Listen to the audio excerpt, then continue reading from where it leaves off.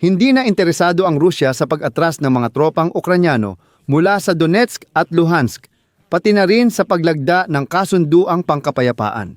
Isang oras na ang nakalipas, nagpahayag ng mabangis si Diktador Vladimir Putin ng Rusya. Sinabi niya na, di umano, batay sa mabilis na pag-usad ng sandatahang lakas ng Rusya sa linya ng labanan, ang interes ng Rusya sa pag-atras ng sandatahang lakas ng Ukranya mula sa mga teritoryong hawak nila sa Donbas ay halos wala na.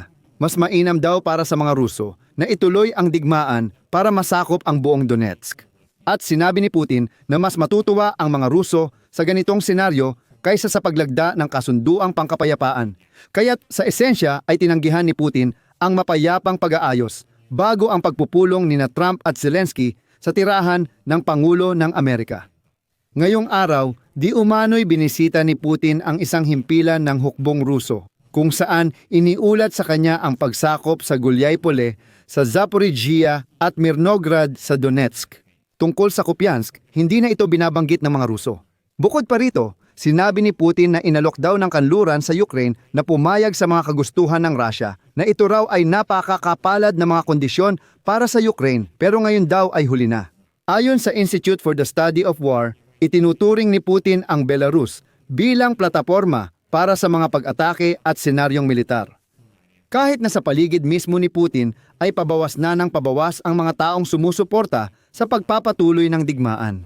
Sa episode na ito, tatalakayin natin ang bagong pahayag ng diktador ng Russia na si Vladimir Putin at ang koneksyon nito sa negosasyon bukas ni na Donald Trump at Vladimir Zelensky.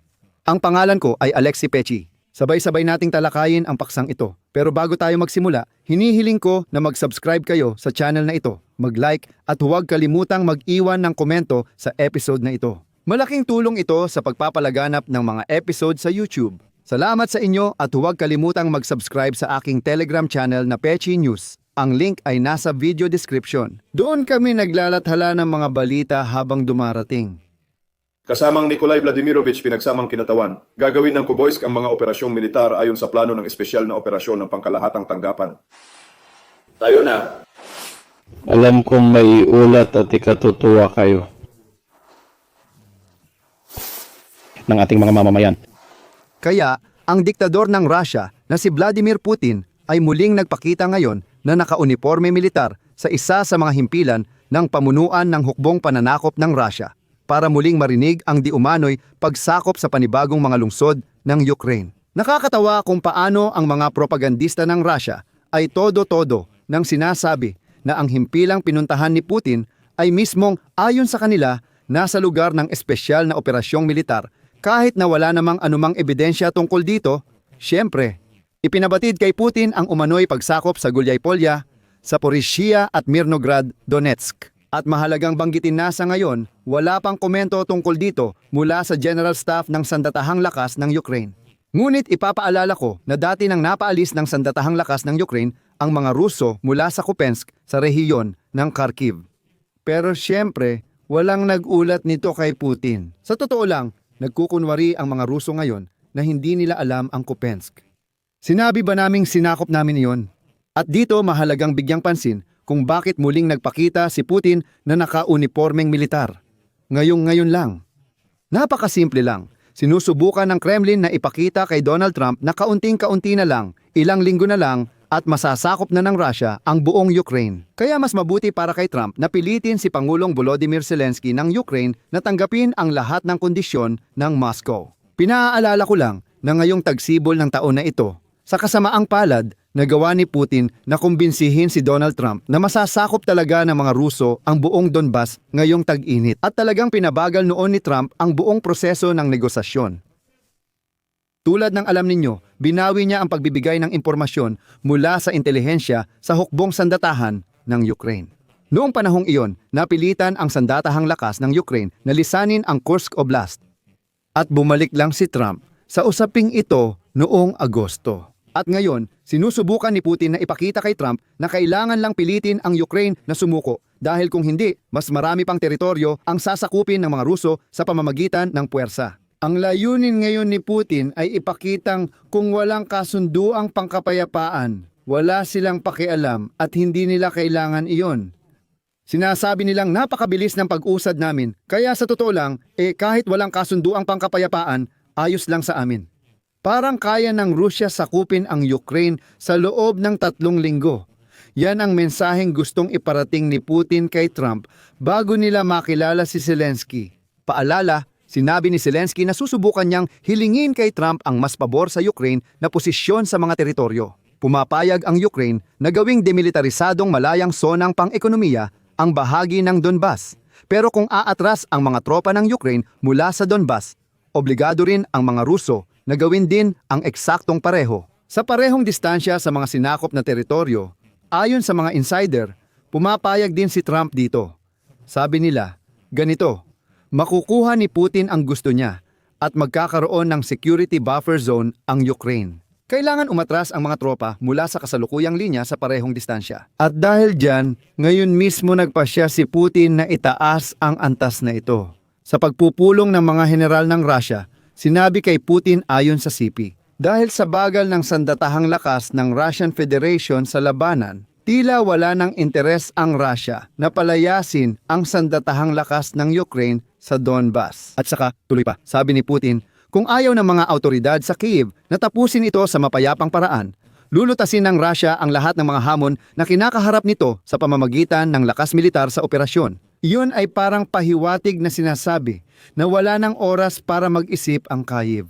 At higit pa dyan, sinabi ni Putin na kahit sa kanluran ay tila nauunawaan nila na binibigyan ngayon ang Kyiv ng pagkakataon na marangal na makaalis sa sigalot.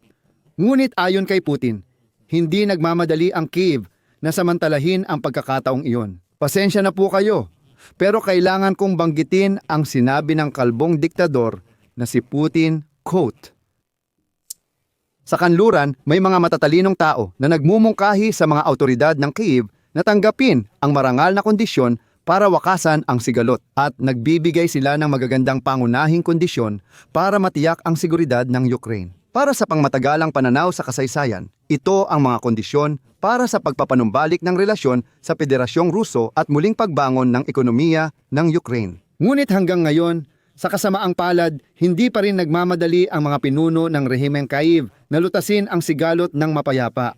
Batay sa bilis na nakikita natin sa linya ng labanan, ang interes natin sa pag-atras ng mga puwersang militar ng Ukraine mula sa mga teritoryong kanilang hawak ay halos wala na. Gusto ko lang linawin na hindi ko maintindihan kung anong pagbabalik ng relasyon sa mga hindi malilinis na Ruso ang tinutukoy ni Putin. Iyan talaga ay isang palaisipan para sa akin. Ibig sabihin, gusto lang sirain ni Putin ang usapan ni Trump at Zelensky, pero nagbabluff lang naman siya.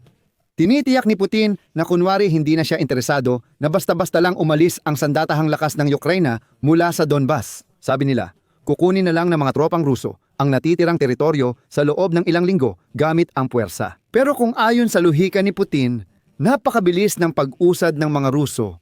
Bakit sa loob ng 11 taon ng digmaan, hindi pa rin nagawang sakupin ng mga maruruming, mababangis na Ruso ang mga teritoryong ito? Mga subtitle, anong nangyari? Hindi kakayanin ng lakas na gawin ito, pero para kay Trump, ang larawan ng tagumpay at si Putin na naka-uniforme. Oh, medyo kapani-paniwala naman. At sigurado ako na pagkatapos ng palabas na nakita mula kay Vladimir Putin, pagkatapos ng tawag kay Putin, bukas pipilitin ni Trump si Zelensky. Para dyan, inorganisa ang buong palabas na ito, pati na rin ang palabas ngayon ni Putin. Sagot din ito kay Trump na nagsabing bagsak ang ekonomiya ng Rusya. Parang sinasabi nila, kaya pa naming makipagdigmaan ng taon. Noong simula ng Disyembre, ang Ministry ng Pananalapi ng Federasyon ng Rusya mismo, not mula sa akin o kanluran, kundi sa Rusya. Nagre-report sila tungkol sa pagtaas ng budget deficit mula Enero hanggang Nobyembre 2025 na umabot sa 4.3 trilyong rublo na 12 beses na mas malaki kaysa sa parehong panahon noong 2024. May tunay na problema ang ekonomiya ng mga Ruso.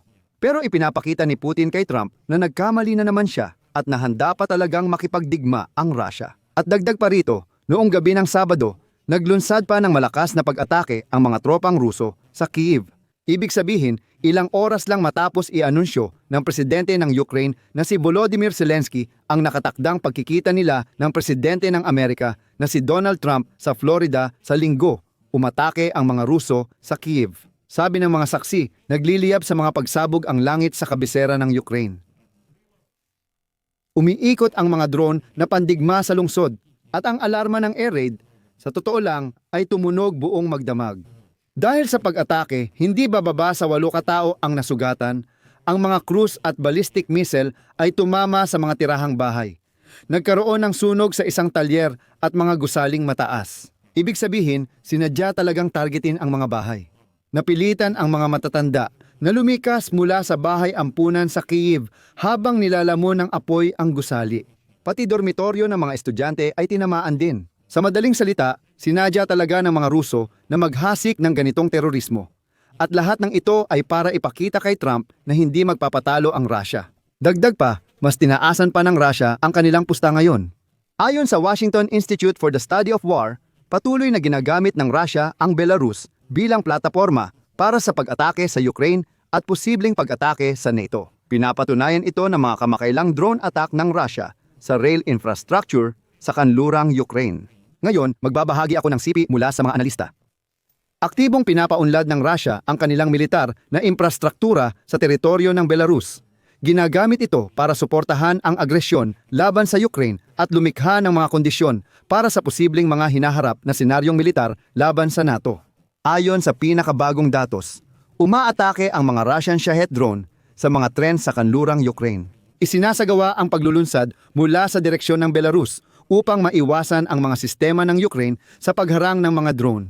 Ayon sa analyst, ang mga Russian drone operator ay nasa Belarus gamit ang first-person view control para umatake sa gumagalaw na target. Dagdag ng mga analyst, layunin ng Moscow na palawakin ang militar na infrastruktura sa Belarus para suportahan ang digmaan sa Ukraine at maghanda ng mga kondisyon para sa pag-atake sa NATO. Sa madaling salita, nagpakitang gilas si Putin ngayon para kay Donald Trump lang. Hanggang dito na lang mga kaibigan. Kung naging interesante at kapaki-pakinabang sa inyo ang episode na ito, maaari ninyong suportahan ang channel na ito sa YouTube sa pamamagitan ng inyong donasyon o bayad na sponsorship subscription gamit ang mga link at detalye. Sa video description nakalagay, suportahan ang channel ni Alexei Pichi. Pumili ng suportang komportable sa inyo at lubos akong magpapasalamat sa anumang donasyon. Bukod pa rito, mag-subscribe kayo sa channel, mag-iwan ng inyong mga komento at huwag kalimutang mag-like. Iyon lang, ingatan ninyo ang inyong sarili, paalam sa lahat.